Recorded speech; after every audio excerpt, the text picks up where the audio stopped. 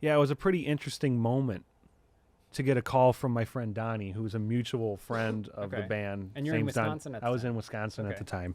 Still kind of am. I still have my place there, but I'm like dual citizenship here and there. You know what I mean?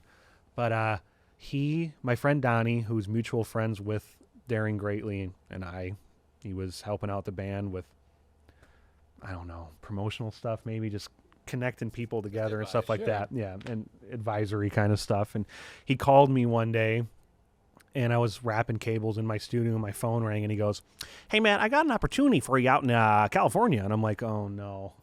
He's like, "I want you to meet this band called Daring Greatly. They're looking for a new bass player, new producer guy. They just want new blood in the band. Why don't you come check them out?" And I said, "Can you send me their music first? Like, let me check it out."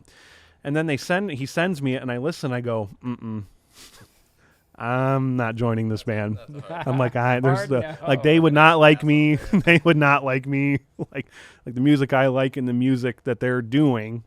Yeah. But then I called Donnie. I'm like, Donnie, I could see this being a complete disaster with me and then them. You know, I'm not saying I'm better than them. I'm just saying I don't know how the chemistry is going to work here. Yeah. And he's like, Matt, just trust me. I've never led you astray. They want to do new music. I think you could throw a wrench into it and make it into something else, and I'm sure they'd like you. They're great guys. Why don't you come on out? And I'm like, okay.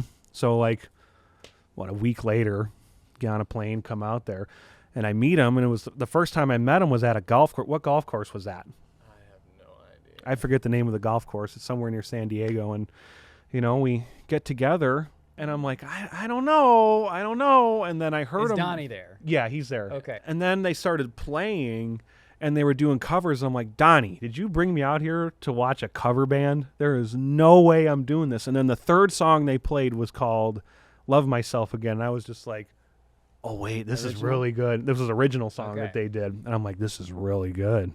Like, there's a lot of stuff I like it. I'm like, Donnie, this song was not in the list of songs that you sent me. He's like, I know, they're doing new stuff. And I'm like, Donnie had a trick. Yeah, Donnie had a trick up his sleeve. And then I met him, and then we hit it off pretty good. And then we found out we like a lot of the same music. We're very different. Me and the guys are very different, but we're also very alike. Like, a lot of the music that we like, you know, no one in my high school listened to that stuff, like Bread and other just generally 70s, 60s stuff. Yeah.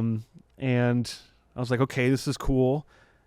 And then I go back to Milwaukee, and I'm like, all right, this could be a cool thing. And if they're willing to kind of move the songs in a new direction and stuff like that, I could totally throw a wrench into that. Yeah. Like, just be the wild card. Sure. Injecting new, you know, Midwest glory into this West Coast Canadian band.